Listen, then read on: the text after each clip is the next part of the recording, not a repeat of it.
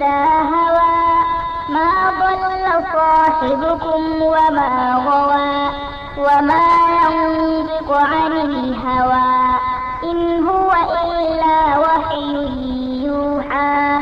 علمه شديد القوى ذو مرة فاستوى وهو بالأفق الأعلى ثم دنا فتدلى فكان قاب قوسين أو أدنى فأوحى إلى عبده ما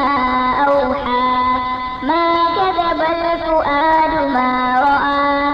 أفتمارونه على ما يرى ولقد رآه نزلة أخرى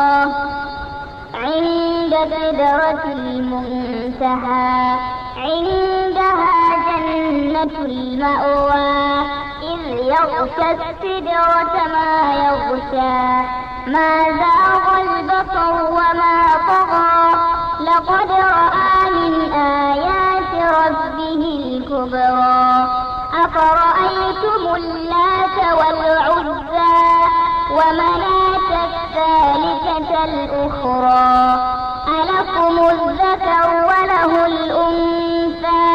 تلك إذا قسمة ضيزى إن هي إلا أسماء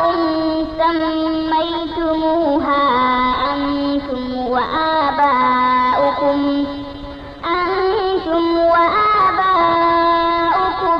ما أنزل الله بها من سلطان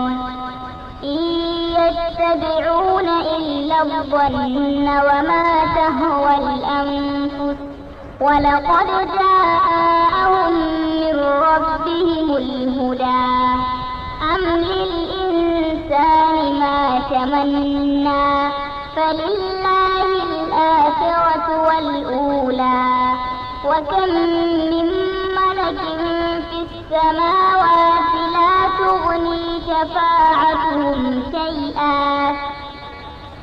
لا تغني شفاعتهم شيئا إلا من بعد أن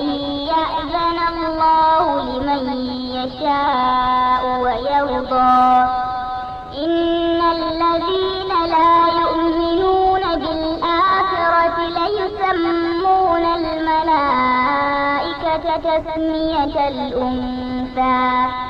وما لهم به من علم إن يتبعون إلا الظن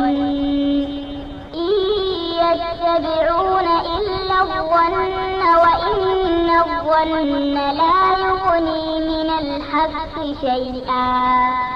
فأعرض عمن تولى عن ذكرنا ولم يرد إلا الحياة الدنيا ذلك مبلغهم من العلم إن ربك هو أعلم بمن ضل عن سبيله وهو أعلم بمن اهتدى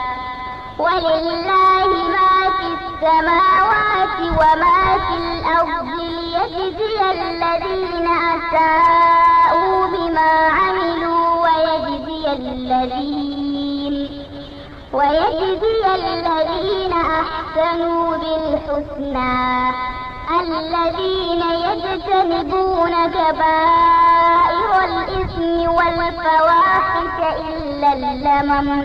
إن ربك واسع المغفرة هو أعلم بكم إذ أنشأكم من الأرض وإذ أنتم أجنة في بطون أمهاتكم فلا تزكوا أنفسكم هو أعلم بمن اتقى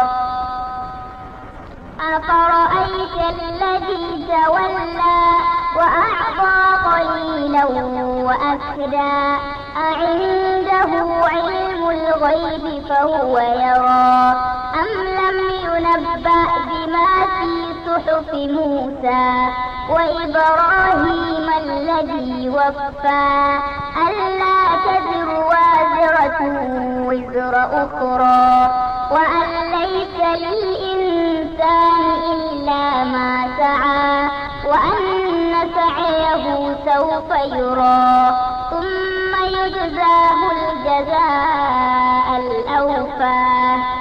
وأن إلى ربك المنتهى وأنه هو أضحك وأبكى وأنه هو أمات وأحيا وأنه خلق الزوجين الذكر والأنثى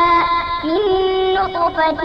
إذا تمنى وأن عليه النشأة الأخرى وأنه هو أغنى وأقنى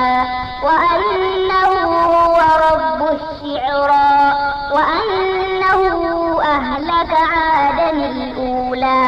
وثمود فما أبقى وقوم نوح من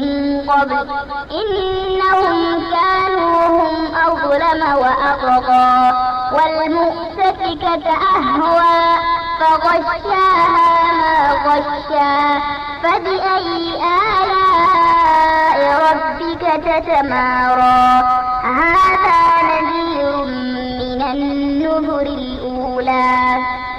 أزفت الآزفة ليس لها من دون الله كاشفة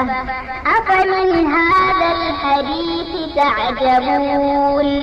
وتضحكون ولا تبكون وأنتم سامدون فاسجدوا